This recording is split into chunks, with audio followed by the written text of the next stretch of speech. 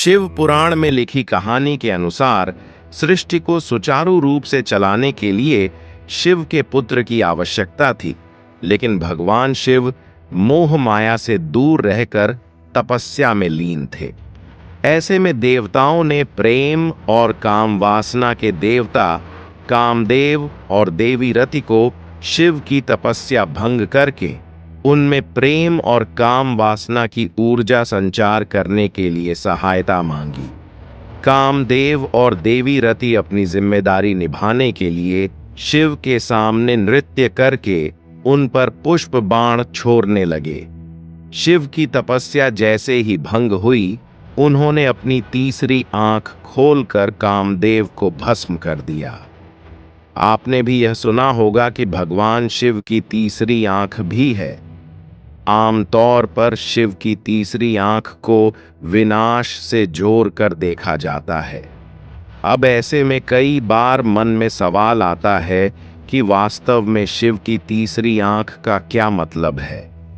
आइए विस्तार से जानते हैं। भगवान शिव की तीसरी आंख क्या है? भगवान शिव की तीसरी आंख भौतिक आंखों से अलग है।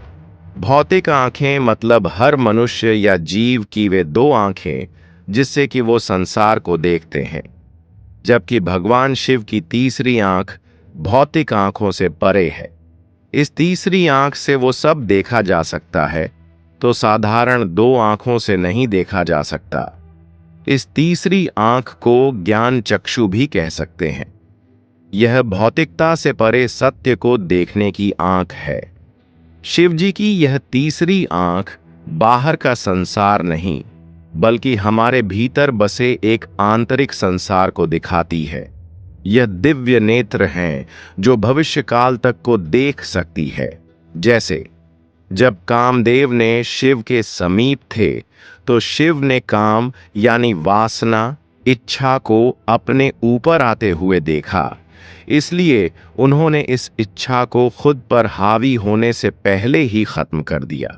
शिव की तीसरी आंख इच्छा नहीं, सत्य और मोक्ष को देखती है। भगवान शिव को तीसरी आंख खोलने से विनाश ही क्यों होता है? भगवान शिव को तीसरी आंखें खोलने की जरूरत तब पड़ती है जब शिव को भौतिकता से परे केवल सत्य को देखना होता है। इस आंख से शिव सत्य को छोड़कर सभी भौतिकता माया को नष्ट कर देते हैं। इस कारण से भगवान शिव की तीसरी आंख को विनाश से जोड़ा जाता है, जबकि शिव की तीसरी आंख को माया और भ्रम का विनाश करके सत्य का सृजन करती है। तीसरी आंख से आप भौतिकता से परे की चीजें देख सकते हैं। यह धारणा का एक आयाम है जो आपके कर्म और यादों के आधार पर काम करता है। भौतिक आंखें आपके कर्म के आधार पर दूषित होती जाती हैं, लेकिन तीसरी आंख आपके अस्तित्व की सही तस्वीर दिखाती है। भगवान शिव की तीसरी आंख कैसे बनी? भगवान शिव की तीसरी आंख को लेकर कई पुराणों में कई कहानियां मिलती हैं। महाभारत के छठे खंड अनुशासन पर्व में वर्णित कहानी के अनुसार एक बार हिमालय पर भगवान शिव देवताओं आर्षि मुनियों के साथ सभा कर रहे थे। माता पार्वती के आगमन पर उन्होंने शिव की आंखें ढक दीं। इससे पूरी सृष्टि में अंधेरा छा गया। ऐसा लगा जैसे सूर्य का महत्व ही नहीं रहा। धरती पर सभी जीव परेशान हो गए। यह देखकर शिवजी चिंतित हो गए। तब उन्होंने अपने माथे पर एक तेज प्रकाश प्रकट किया। इस प्रकाश पुंज ने भगवान शिव की तीसरी आंख का रूप ले लिया।